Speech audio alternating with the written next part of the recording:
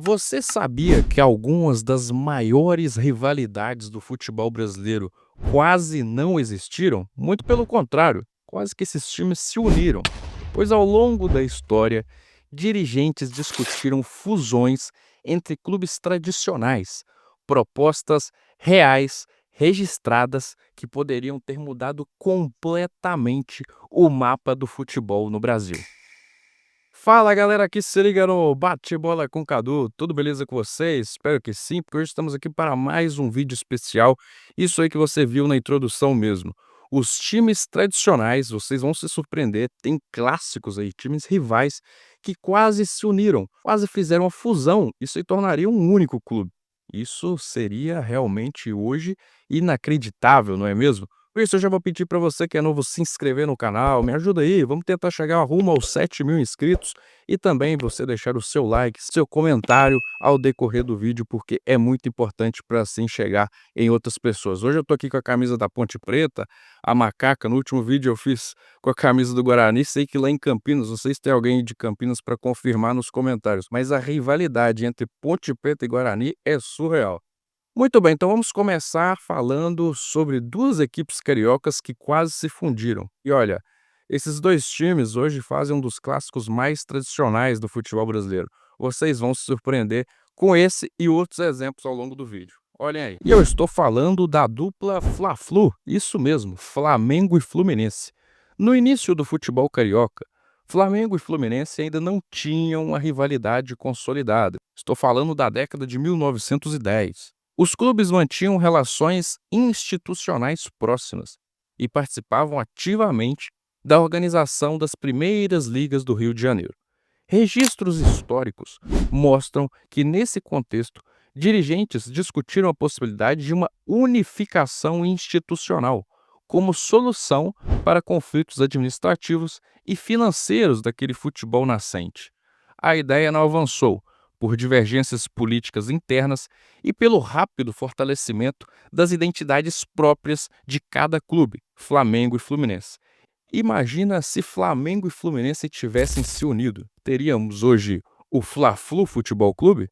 Continuando no Rio de Janeiro, outras duas equipes que também pensaram em se unir foi novamente o Fluminense, porém dessa vez com o Botafogo.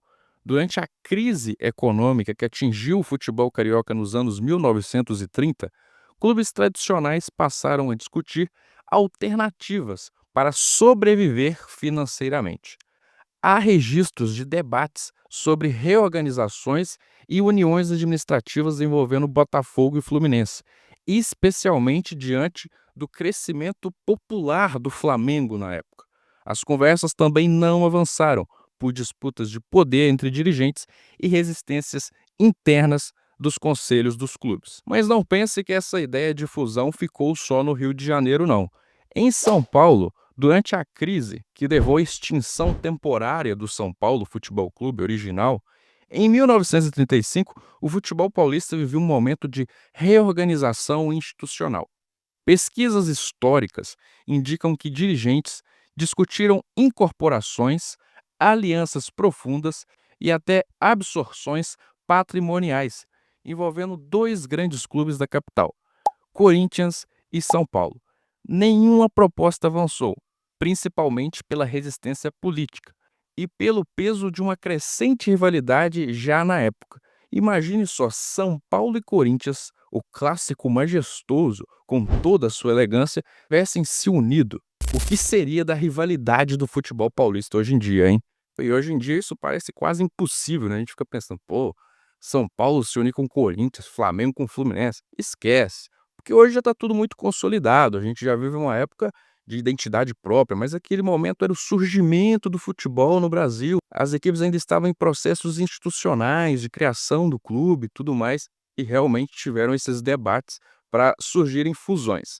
Só que a que eu vou te dizer agora é a mais surpreendente de todas, porque, na minha opinião, é a maior rivalidade do futebol brasileiro quando se trata de Grenal. Confere aí. Grêmio e Internacional fazem uma das maiores rivalidades do futebol brasileiro.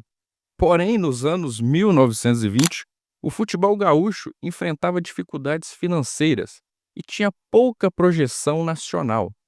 Nesse cenário, dirigentes de Grêmio e Internacional chegaram a discutir, nos bastidores, a criação de uma estrutura única ou fusão administrativa para fortalecer o futebol do estado.